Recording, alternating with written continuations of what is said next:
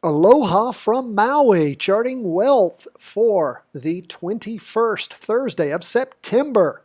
We are pleased to bring you what's going on in the markets, even though we are 6 hours behind everything. We see the S&P 500 is up for the day. The Qs, the NASDAQ 100, is down just a little bit for the day. We see that TLT up a little bit. We see that gold down a good bit, 0.80%. So let's jump right in.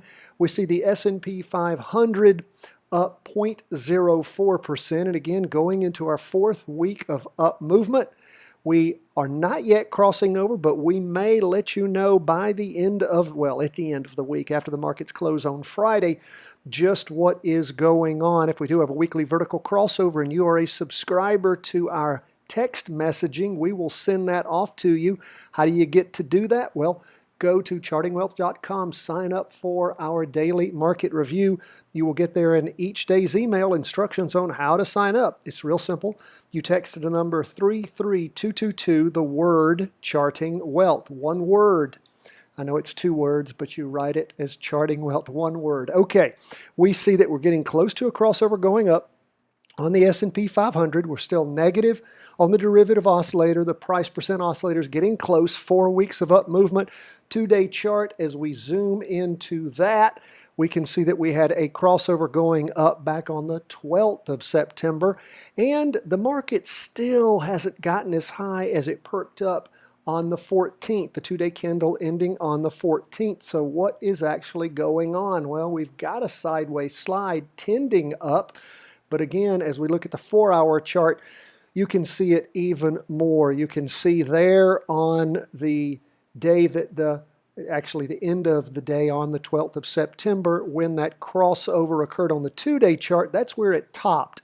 It went up again, sort of touching that area and then down, and up again is in a crossover going down on the 4-hour chart. So even with a little bit of up movement on the day for Wednesday, we still have down movement. So we'll contend it's, of course, derivative oscillators negative, price percent oscillators negative. So we'll continue to watch. Hasn't passed through the 2-day trend line, but again, it is tending down at this point. So we'll continue to watch. We'll let you know how the week ends up. Will we have a crossover going up on the S&P 500 and possibly have an entry point around 10:30 a.m. the following Monday? Don't know about that. We'll keep you posted. Let's keep pushing through these charts back to the weekly and on to the Qs. Down 0.31% for the day. Still in a confirmed down move since that vertical crossover going down back on the 16th. Can you believe this? Of June. Market went down for about 4 weeks, then up for about 4 weeks, sideways, up again for going on the 4th week, maybe. Again, we've got a red spinning top right now. We'll just have to see how the week ends up.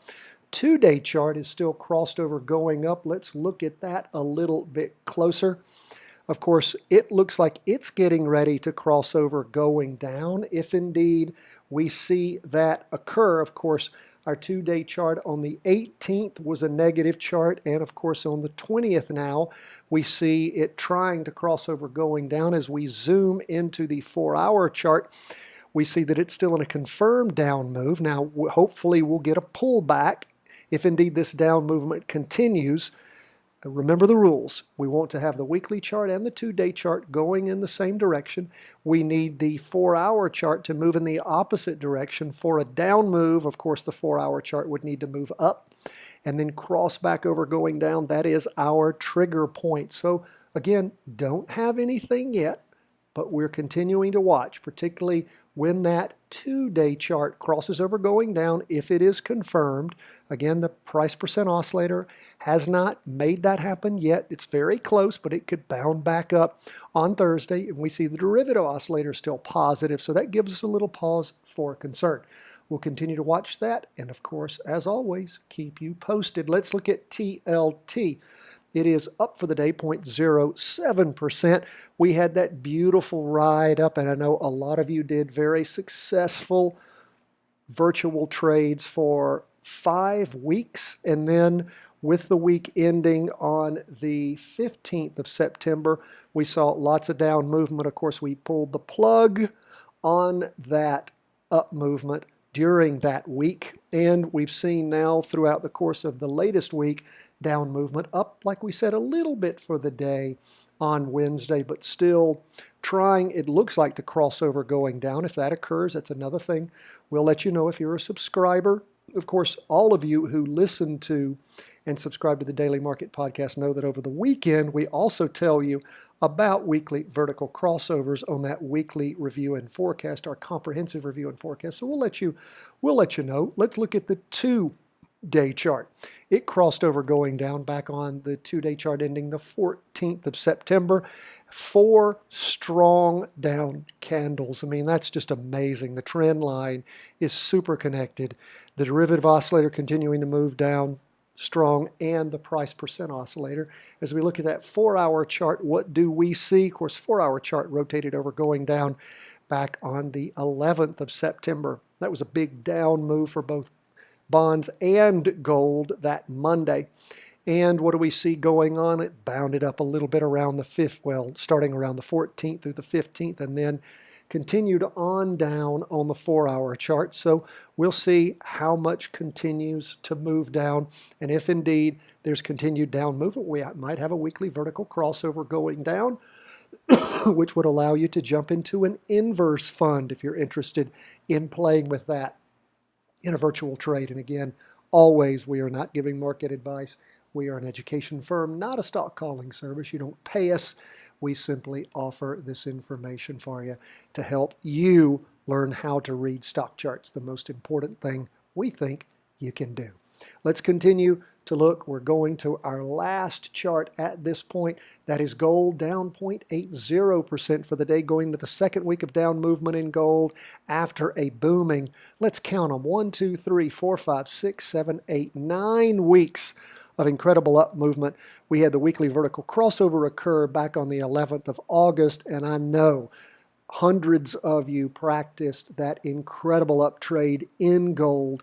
It was beautiful, and of course, we warned you as it started to peter out. I think we got in, around 123 and rode it up to about 128.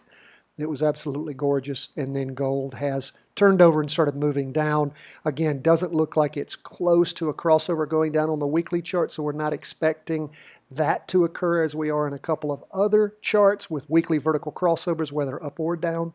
If we look at the 2-day chart, what do we see? Well, on that 2-day chart, it did, in fact, we can draw our 2-day trend line, and it does exist at this point. I'm sorry, a 2-day vertical crossover going down.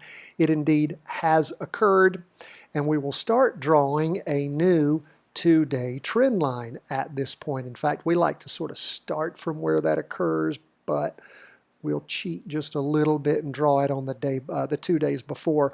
But as it moves along, we'll adjust that. We see those strong down movement in gold again.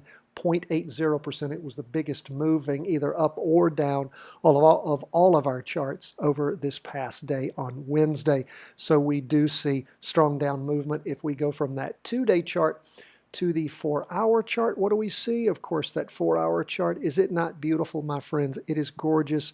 Most of the time in gold, you can just go with the 4-hour chart.